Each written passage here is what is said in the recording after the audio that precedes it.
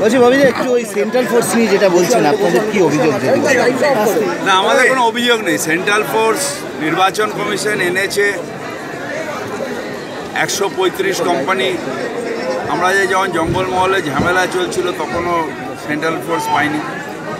135 company কাশ্মীরে আছে কি জানি না, নিয়ে এসছে। আমাদের তাই নিয়ে কোনো অভিযোগ নেই, কারণ এই সেন্ট্রাল ফোর্সের মধ্যেই আমরা ইলেকশন করেছি। 16তে একটা বিরাট রেজাল্ট। বাই ইলেকশনগুলো করলাম, অনেক 60% মানুষ তৃণমূল কংগ্রেসকে ভোট। কিন্তু সেন্ট্রাল ফোর্সের মধ্যে যদি পক্ষপাতিত্ব থাকে, সেন্ট্রাল ফোর্স যদি গিয়ে বাড়িতে থ্রেট করে, যেটা লোকাল পুলিশ যদি কোনো কেউ অন্যায় করে তাকে গিয়ে অ্যারেস্ট করে লোকাল পুলিশের কাজ।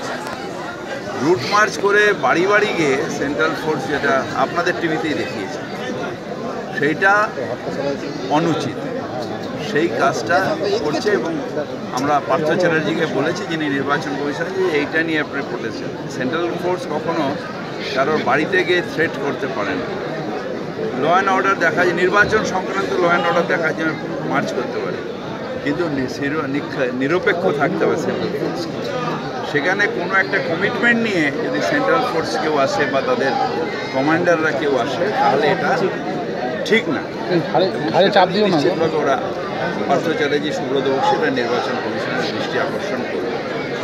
বেহালা পূর্বের আজকে বিধায়ক এলেন না, দেখা হয়েছিল কোনো কর্মসূচি? হ্যাঁ, ও বোধহয় কলকাতার বাইরে আছে। থ্যাংক ইউ দাদা।